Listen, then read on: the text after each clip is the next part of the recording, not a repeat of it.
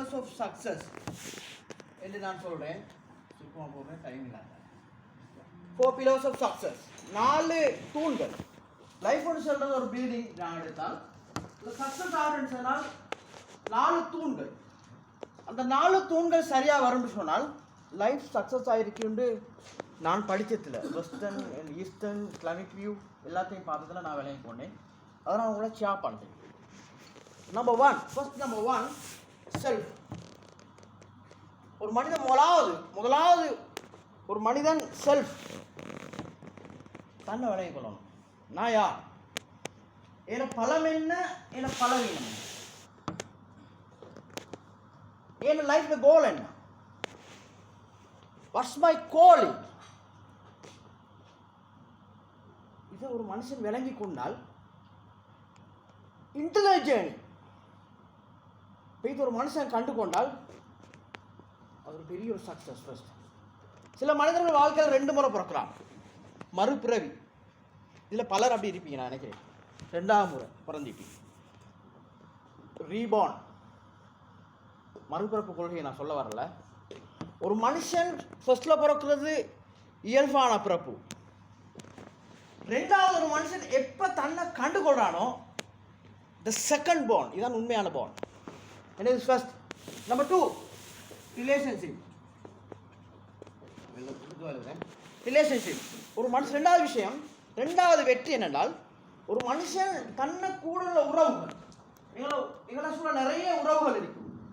எங்களோட பேரண்ட்ஸ், எங்களோட ஃபேமிலி, எங்களோட ஃப்ரெண்ட்ஸ், எங்களோட ரிலேஷன்ஸ் இப்படி இருக்கும். இந்த உறவுகளோட நாங்கள் எப்படி உறவை கட்டி எடுக்கிறோம் சொல்றது ஒரு பெஸ்ட் முக்கியமான விஷயம். நீங்கள் வாழ்க்கையை திருப்பி பாருங்க பார்ப்போம். நாங்கள் லைஃப்பில் ஏதாவது ஒன்று அடைஞ்சிருந்தால் ஒரு மனுஷன் நிற்பான் பெரும்பாலும். அல்லது நாங்கள் மூத்தாயிரத்துக்கு பிறகு எங்களை பற்றி, எங்களோட பணத்தை, செல்வத்தை, எங்களோட சொத்தை யாரும் பேச போகிறதில்ல.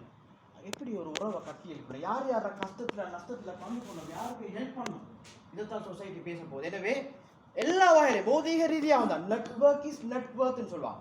எல்லா வகையிலையும் ஒரு மனுஷன் வெற்றி பெறுறாங்க. ரிலேஷன்ஷிப் முக்கியமான பகுதி. இதை நான் கட்டாயம் கட்டியிருப்பேன். 3வது விஷயம், அதை நான் கிவிங் நான் சொல்கிறேன். கிவிங் சொன்னால் ஒரு மனுஷன் வெற்றியை தீர்மானிக்கிறது அவனோட ஃபிசிக்கல் ஏஜ் அல்ல. நான் 50 வருஷம் வாழ்றேன், 70 வருஷம் வாழ்றேன், 80 வருஷம் வாழ்றேன் அல்ல. நீ வாழ்ந்த காலத்தில் எதை இந்த சொசைட்டி கொடுத்துட்டு போனாய், எதை நீ கொடுத்துட்டு போனாய். இதுதான் ஒரு மனுஷன் வாழ்க்கையை கணக்கிடுற ஒரு முக்கியமான விஷயம். எந்த லெகசியை விட்டுட்டு போனோம். ஷேக்ஸ்பியர் இன்னும் வாழ்றார், அன்னை தெரேசா இன்னும் வாழ்றார். இமாம் புகாரி திரட்டி அந்த புகாரி கிரந்தம் குர்ஆனுக்கு அடுத்தது ஒரு ஆதாரபூர்வமான திறன். 200 கோடி முஸ்லிம்களுக்கு மேலாளதான் இன்னும் பாவிச்சு கூடிறான் லெகசி.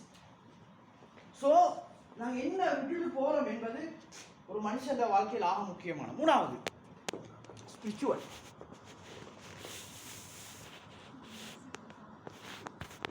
எங்களுக்கும் இறைவனுக்கு உள்ள தொடர்பு இருக்கிறது. தூய்மையான உறவு இருக்கிறதா, அடிப்படையான வணக்க வழிபாடுகள், தூய்மை, இஹ்லாஸ், எதையும் அல்லாஹ்வுக்கு செய்கிறது, அந்த வெற்றி, அந்த வாழ்க்கைக்கான வெற்றி. இதுதான் எல்லாத்துலேயும் பேஸ். இது இல்லாமல் மற்ற 3 இருந்தும் மேல் இல்லை. இந்த 4ஐயும் யாருக்கு பேலன்ஸ் பண்ணணுமோ, யாருக்கு இதை பேலன்ஸ் பண்ண ஒரு வாழ்க்கையை அமைச்சு கொள்ளணுமோ, அதுதான் உண்மையான லைஃப்னு நான் விளங்கணும். நான் ஒரு சுருக்கம் இதெல்லாம் அவர் கணக்கில் விளங்கப்படுத்தியலுமான விஷயங்கள் சுருக்கமான சொல்றேன். இறுதியாக சின்ன ஒரு சம்பவத்தை சொல்லி முடிக்கிறேன். ஒரு இளைஞன் ஒரு கடற்கரையில் போய் கொண்டிருக்கிறார். தூரத்தில் பார்க்கிறார் ஒரு பெரிய ஒரு வயது மனுஷன் என்னோட எடுக்கிறார், திருப்பி வீசுறார், என்னோட எடுக்கிறார், திருப்பி வீசுறார். அப்பயும் அவர்கிட்ட போவார், பேச்சு கேட்பார், என்ன செய்யுது, ஒரு வினோதமான செயலை செஞ்சு கொண்டிருக்கீங்க, என்ன செஞ்சு. அவர் பார்த்தால் அந்த வயோதிபரை கிட்ட ஆயிரக்கணக்கான மீன்கள் சிதறி கிடைக்கும். ஒவ்வொன்றும் சின்ன சின்ன மீன்கள். அந்த மீன்கள் எடுத்து அந்த வயோதிபர் வீசி கொண்டிருப்பார், அது கடலில் நீந்தி கொண்டு போய்க்கும். அப்போ இளைஞர் அந்த வயோதிபரை பார்த்து கேட்பார், இது ஒரு அர்த்தமில்லாத பிரயோசனம் இல்லாத செயலை என்று சொல்வார். அதுக்கு அந்த வயோதிபர் அந்த இளைஞரை பார்த்து சொல்வார், இது உன்னையும் என்னையும் பொறுத்த வரையில் ஒரு பிரயோசனம் இல்லாத செயலாக இருக்க முடியும். ஆனால் அந்த மீனை பொறுத்தவரையில் அது மிகப்பெரிய விஷயம். அது முழு வாழ்க்கையும் காப்பாற்றப்படுகிறது மட்டுமல்ல, இது ஆயிரக்கணக்கான மீன்களை உருவாக்க முடியும். எனவே எங்களை சூழ இதுபோல ஆயிரக்கணக்கான மீன்கள் காணப்பட முடியும். அவை நாங்கள் செய்யப்பட வேண்டிய விஷயங்களாகவோ தீர்க்கப்பட வேண்டிய பிரச்சனைகளாகவோ இருக்க முடியும். அவற்றில் ஓர் இரண்டை சரி நாம் செலக்ட் பண்ணி தெரிவு செய்து எமது வாழ்க்கையில் அதை நாங்கள் செய்வோம் என்றால் அது இந்த சமூகத்திலே மிகப்பெரிய ஒரு இம்பேக்டை ஏற்படுத்துவோம் அல்ல, எமது வாழ்க்கையிலே ஒரு அர்த்தமுள்ள வாழ்க்கையாக மாற்றும் என கூறி முடிக்கிறேன். அஸ்ஸலாமு அலைக்கும் வரஹ்மத்துல்லாஹி வபரகாத்துஹு.